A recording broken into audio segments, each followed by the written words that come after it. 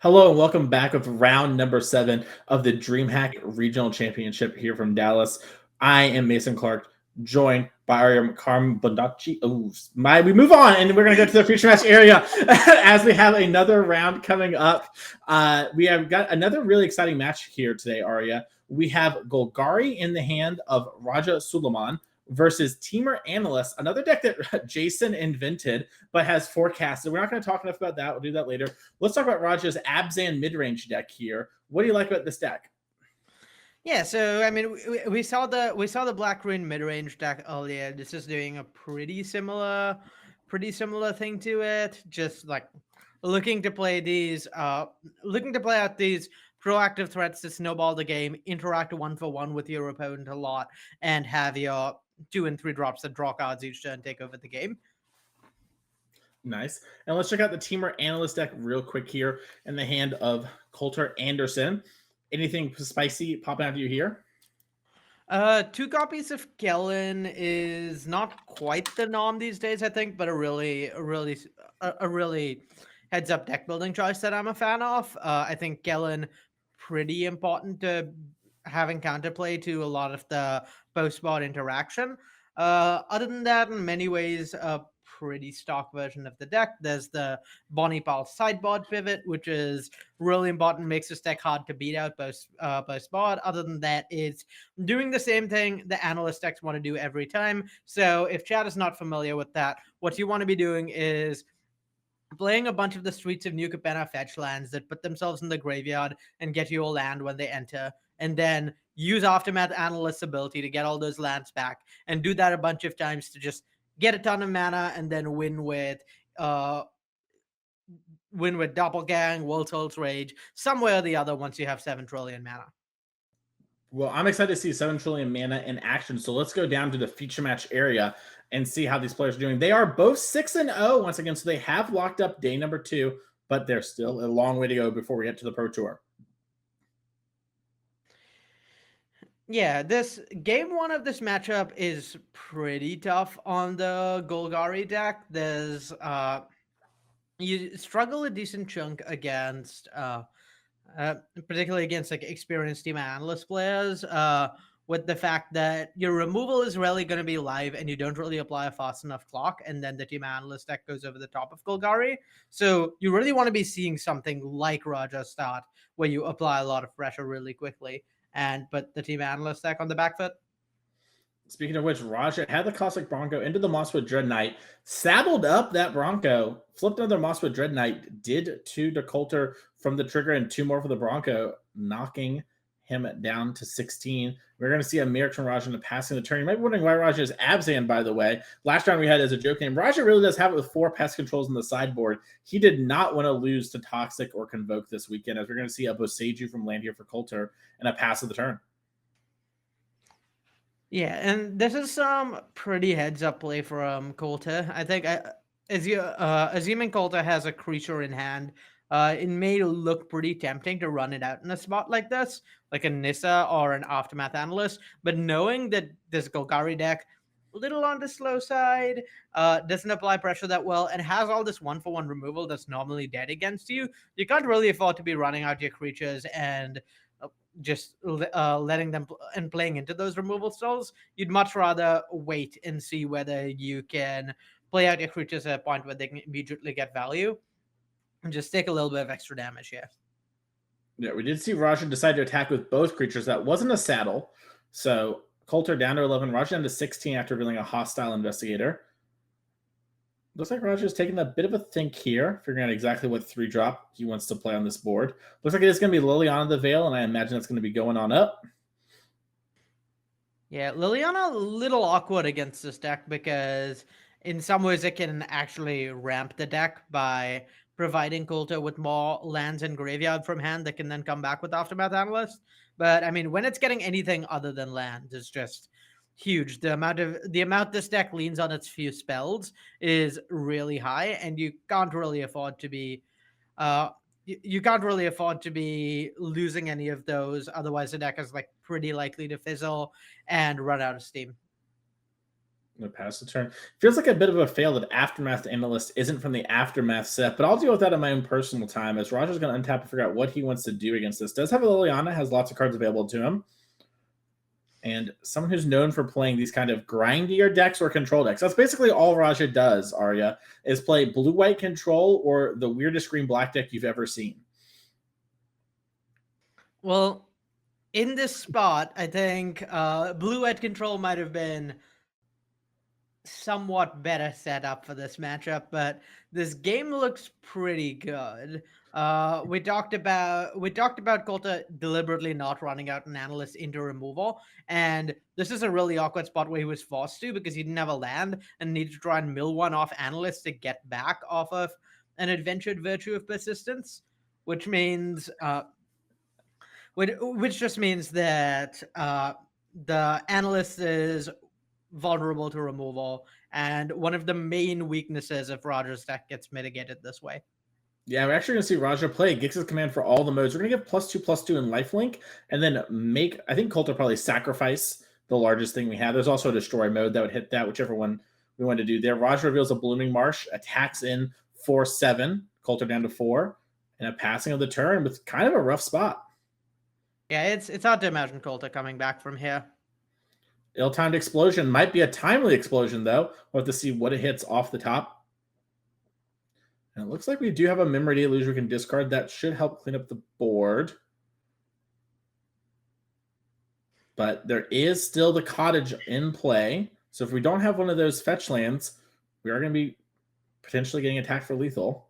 Yeah, even if there were a fetch land, there's a Liliana ticking up to 6. So there's just lethal threats in all directions, which puts Coulter, I think, in a pretty close to unwinnable spot. Yeah, worth noting, those forests aren't in play. Those are in the graveyard. Coulter just has the land separated easily, so both players can kind of, at a glance, know what lands are coming back. Blooming Marsh does get discarded. We're going to see an animation, and then Coulter's going to pack it up. So Roger Suleiman wins game number 1 there, sort of stealing it in what can be a pretty tough matchup. Let's check out the decks and see what these players have access to in the sideboard. Looking at Raja's Abzan deck here, legally Abzan as I'll call it, Arya, what do we have in the sideboard? I think the things Raja wants most out of the sideboard are those tranquil fillbacks and those unlicensed houses. So what's really, really important in this matchup is just keeping the Temur deck's graveyard down, preventing the Temur deck from playing this unfair rampy game. Once you reduce the Temur deck to like a mid-range deck, Abzan is really, really good at beating up on other mid-range decks. All his threats generate value, so Temur is much less favored implementing its usual, oh, I'll just play as a mid-range ramp deck to beat sideboard hate game plan. So yeah, you really want to lean on those graveyard hate pieces and then combine those with boarding out awkward cards like Kix's Kaban and trying to apply pressure in post-board games. And let's see what the Temur Analyst deck has in the sideboard to cover this matchup. Anything in here jump out to you?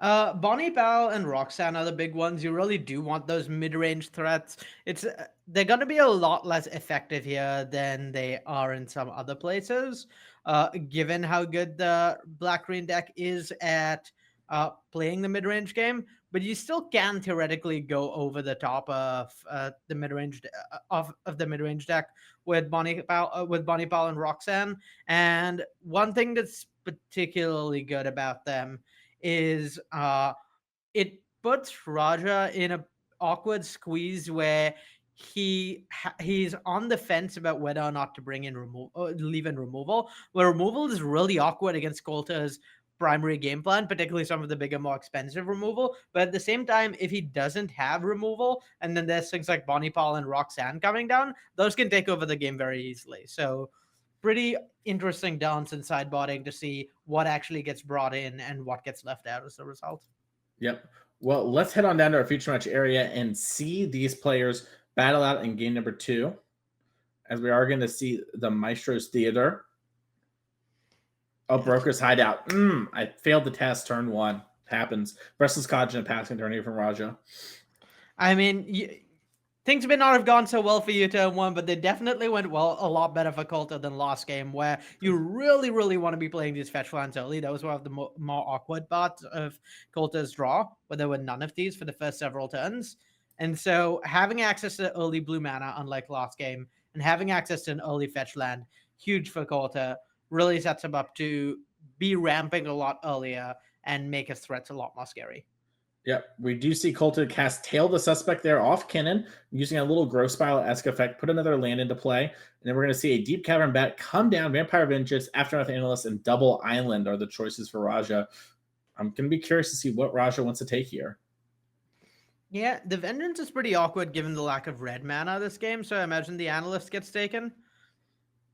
But yeah, we talked about Kellen being particularly good in those sideboard matches where there's more hand interaction, there's more hate. Where sure, Raja has Coulter's main game plan locked down, but this Kellen's just gonna like slowly take over the game and draw a bunch of draw a card or two, unless Raja does something about it, or while stemming the bleeding, so Coulter has more time to draw into his late game. Looks like Raja is gonna play Liliana in minus. Get rid of that Kellen and get in there for one of the Deep Cavern Bat. Swap the life totals.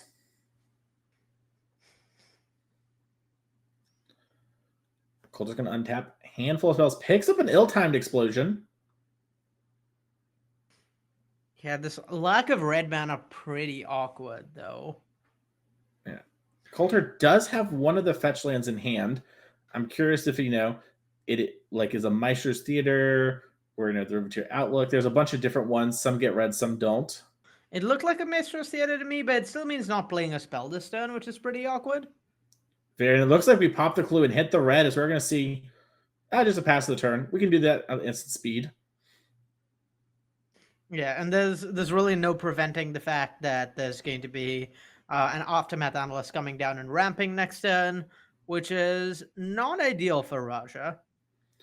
Yeah, it looks like Raja's going to start off with the tick up, excuse me. Well, it looks like he's trying to think about what's the best way to sequence here. Obviously can't play anything too weak onto the board, otherwise the Vampire's Vengeance cleans it up. Yeah, and Liliana's particularly awkward here because you really don't want to be giving Coulter one more land into the Aftermath Analyst that is coming. Yeah, we do see the Hostile Investigator come down. That's going to make Coulter have to discard a card. We're going to get a clue for our troubles. And it looks like Coulter's just going to untap, not use the Vampire's Vengeance here. Yeah, we know Coulter has an ill-timed explosion in hand. So it makes sense to, again, put Raja in the squeeze where if he plays out a 2-drop, then the Vengeance is great. But if not, ill-timed explosion can take out whatever larger creature Raja plays out. So a pretty good spot to be in for Coulter. Yeah, it looks like the green virtue there of strength was discarded. So we're going to get more clues because of the Hostile Investigator. The Analyst is going to come back to the hand. And looks like we are going to go Virtue of Strength from hand to pick up one of these fetch lands. Possibly anything about getting the island, just have an untapped land for next turn. If you had another land in hand you wanted to play. But looks like we are going to play the Riveteer Outlook, pop it, gain a life, search our deck. Yeah, it's just really nice for Coulter to have just one more land in graveyard by playing this rather than getting back the island, so that the Aftermath Analyst next turn ramps them for one more. Mm-hmm. And yeah, I think this is going to be a pretty pivotal turn for Raja. If he can find a way to make Coulter discard that Analyst, he's in pretty good shape because he's ahead on board and Coulter doesn't really have anything going on, hasn't really got to those like really scary ramp numbers. But if he can't find a way to make Coulter discard this Analyst, then he's just going to be spending the rest of the game hoping Coulter doesn't top deck anything relevant at all because he has infinite mana. Yeah. Coulter also has Bonnie Paul, I think, as the last card in hand aria. So that's going to be a really awkward spot for Raja. We take up this Liliana. We maybe see, the Analyst hit the graveyard. And you have to be thinking, oh no, when that happens. Yeah, really, what it comes down to is Raja has to find a discard spell this turn. And that's where we see, that's exactly why Raja adventured Mosswood Red Knight this turn, rather than hardcasting and trying to apply some pressure, which is what you normally want to do in this matchup, because a discard spell on this turn specifically is so pivotal. It looks like Raja is going to tick up. And we see immediately from Coulter there, discard. And it's going to be that Aftermath Analyst. So Raja knows there's either another one in hand or something much scarier coming, as we are going to see a Mosswood Dread Knight get discard from Raja, and then we're going to play the Mosswood from the Adventure Zone. Yeah. Bonnie Paul beatable possibly here for Raja if he's able to find a piece of interaction for one of the two creatures so that Liliana can take down the other. But again, we start getting into the spot where, sure, it might be beatable in the short game, but Raja also needs to be applying some pressure because Coulter's got a lot of inevitability. That Virtue is going to be presenting a bunch more mana to the extent that there's like pretty much nothing in Coulter's deck that he can't cast, and any of his late game will win the game. And once he gets to that spot, if Raja's not applying pressure fast enough, he's in a lot of trouble. Yeah, it looks like Raja does have that go from the throat, and so is going to be able to clean up Bonnie and Paul with the Liliana in there, and then also has the unlicensed Hearse. Unfortunately for Raja, though, doesn't have enough mana to be playing all of those cards just yet. Yeah, not being able to play the Hearse Stone is slightly awkward, but honestly, at this point, if Coulter finds another land for that Virtue, there's infinite mana anyway. So I don't think that's the axis of the game on which Raja is competing anymore. It's really just about finding ways to apply pressure as quick as possible. And Yeah, to return off Red Knight is not going to get there. Yeah, I wonder because I saw Raja's eyes glance over to the clue. I wonder if he was thinking about maybe I have to pop this clue and get lucky. That would have been a very extremely desperate play, but decides instead to just clear the board up. Looks like life totals are good. There was maybe a moment where players thought they were slightly off. There's a Shigeki in hand.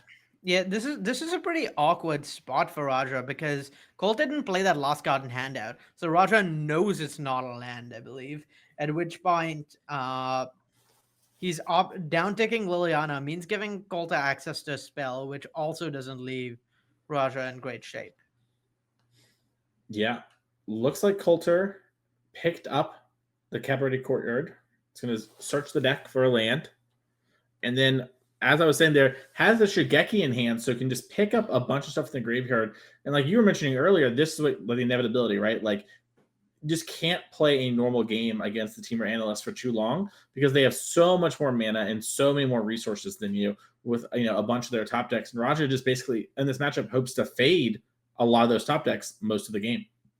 Yeah, I think we've somehow managed to find ourselves back in almost exactly the same position as 2 turns ago, where with that Liliana uptick, there's Shigeki can only get back 2 things in the spot. So with that Liliana uptick, if Raja finds another discard spell, he's once again extremely favored.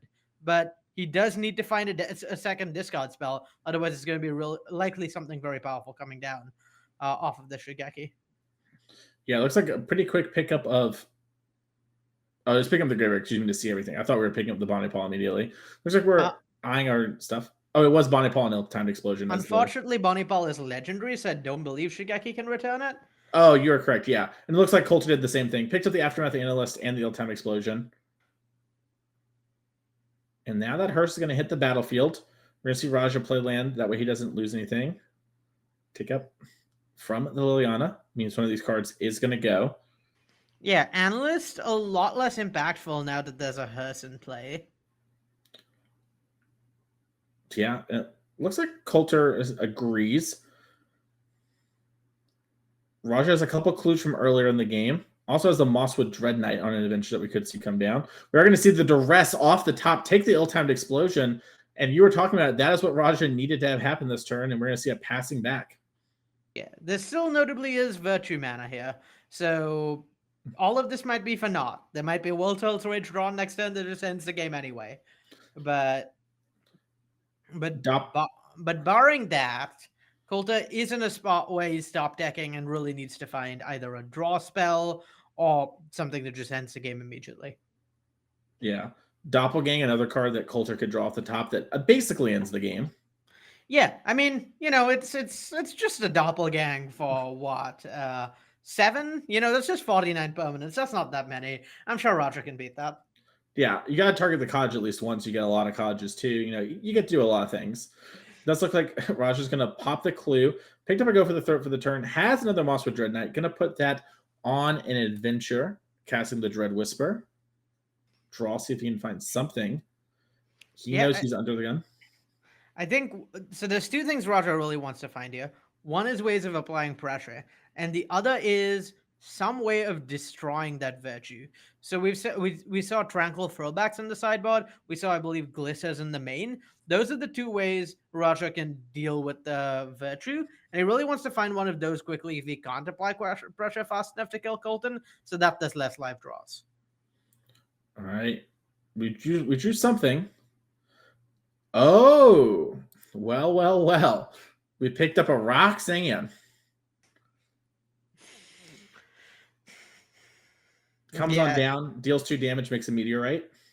Yeah, plays pretty good defense here, putting something of a red light on that offense from Raja. Yeah, going after the Liliana there, very heads up play. Might be very tempting to kill a Moss with Dread Knight, but it can come back, draw another card, and the Liliana is going to kill your Roxanne. And now when you attack next turn, you can make another meteorite. So Raja, is in an okay-ish spot. That wasn't the worst top deck that could happen to him, but it wasn't the best. Yeah, it's still at a pretty. He's still at a pretty high. He still has Colta at a pretty low life total. Is threatening to kill pretty quickly. So I'd still prefer Raja's spot to that of Colta over here. But I mean, Roxanne does at least force a piece of interaction, maybe clears the way for the next threat to stabilize. We're getting pretty close to the point where Colta just really needs to find a doppelgang or an ill-timed explosion or a World Soul's Rage to end this game. Yeah, it can also find a Memory Deluge, and all these lands make so much mana. That's going to basically find you most everything you need unless you get comically unlucky. Raja does have a Go for the Throat in hand, and can crew this hearse and attack for 10 with this Hostile Investigator. Might want to leave it up in order to get something out of the yard, but decides, nope, going to get my attacks in now. Make it so that, if you draw something like an ill-timed explosion and clear my board off the top, I have you in a lethal position. And we drew a Kellen. Kellen does draw more cards, but notably, I believe that means World Soul's Rage is no longer lethal after that. I believe after Colta has 24 mana total. After the Kellen spends 4 mana to draw a card, that's 20 mana, which would make a World Soul's Rage for 18 exactly one off lethal. So not the best draw, significantly reducing Colta's outs. Yeah. I also love the deck divider as our way to help track the mana as well. I couldn't help but laugh when that got plopped on the screen there by our judges. And looks like Colter Dulan is going to concede. Congratulations to Raja Suleiman, moving on to 7-0 with this Abzan Golgari deck. And we're actually going to get an interview with Raja right now, Arya. So let's hop over there. And when we're done with that, we're going to do a little giveaway for Heavy Play. So stay tuned.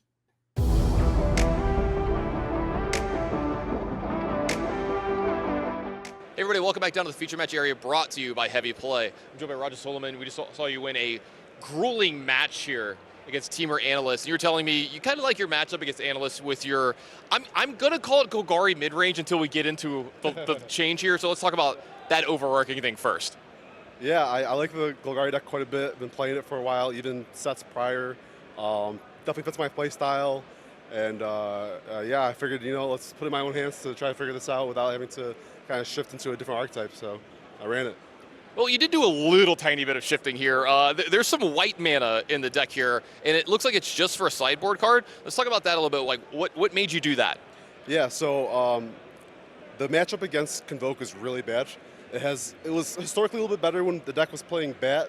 When everybody started playing Bats for Broncos, it got a lot worse. The Convoke deck got better mana, got the new 3-man Inspector, all those cards. So if you actually look at the matchup through the aggregate data for all the RCs, I think it's like 30%. It's really bad for Golgari. So I knew I wanted to have a game plan for it. I didn't want to just be dead to that matchup.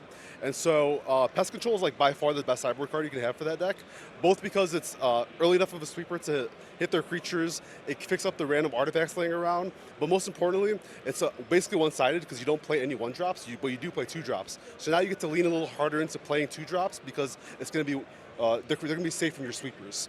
And so that's why I played the Pest Control.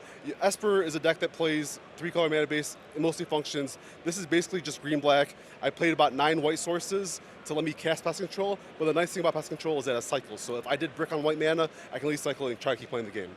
Yeah, like you mentioned in your 2 drops there, because I'm taking a look at your list, and you've got Deep Cavern Bat, a card that's kind of fallen out of favor. You've got Mosswood Dread Knight, you've got Caustic Bronco. You've got a lot of low to the ground stuff. You do a bunch of 3s here as well. Was that like something that you were really trying to build your deck around? Yeah, when I first started playing this deck again, trying to prepare for this RC, I realized that every card that costed 5 mana or more was awful for the most part. 4 drops, not so much as good. People are playing like Archfiend into the draws and stuff like that. Those cards kind of suck. I want to make the deck, I want us to lower the curve. I want us to be on the ground early and often, and not the grinding matchups of the mid-range mirrors. They're not even that good. It's really about being on the board often and being able to interact with your opponent's board while establishing yourself. Yeah, you know, you've got 3 Lilianas here, you've got 4 Deep Cavern Bats, you've got 3 Hostile Investigators. How good has like the hand disruption been for you today? It's been great. Bat, I think, is still a very good card. Bat into Gix is often just game winning. The Hostile Investigator kind of plays well with the Liliana and the Bats, where you're kind of denying them resources pretty quickly. If they play onto the board, you kill it with a Liliana or a removal spell. If they kind of sit there and dirtle around, you just keep punishing their hands while attacking, which is great. So it's played very nicely. I haven't had too many clunky draws where I'm sitting there with cards that are kind of derpy and not doing so much. I'm attacking their hands. I'm impacting the game state without, having to, I guess, play cards that are dedicated to one like linear thing, like a discard spell that does nothing else. My creatures are discard spells. Well, your deck's been doing pretty great today. You're undefeated here, Raja. Hope it keeps up for you. Best of luck the rest of the weekend. Thanks, Dan. Well, what a great interview there with Raja and Tannen. But Arya, it's time for us to give away a little bit back to the people. As one of the sponsors of the stream, Heavy Play for Coverage is doing a giveaway. You can go to heavyplay.com and use code Dallas2024 to get 10% off all of their products, from the curved sleeves, ETB playmat, RFG deck box, max, and normal. You can pick up those there. And if you want to win one of these giveaways, type Heavy Play in the chat, all caps, right now, and we will select a winner in just a couple of minutes. And you will be winning a nice little $5 off your Heavy Play. So you can pick up one of those things. I have the RFG deck box max right here. I really like it. I make all my decks in them. So make sure to consider checking out their products and see if it's the right fit for you. But I know what the right fit for everyone here is today, Arya, and that's more Magic. So we're going to take a very quick break, and then we're going to be back with round number 8. See you all very soon.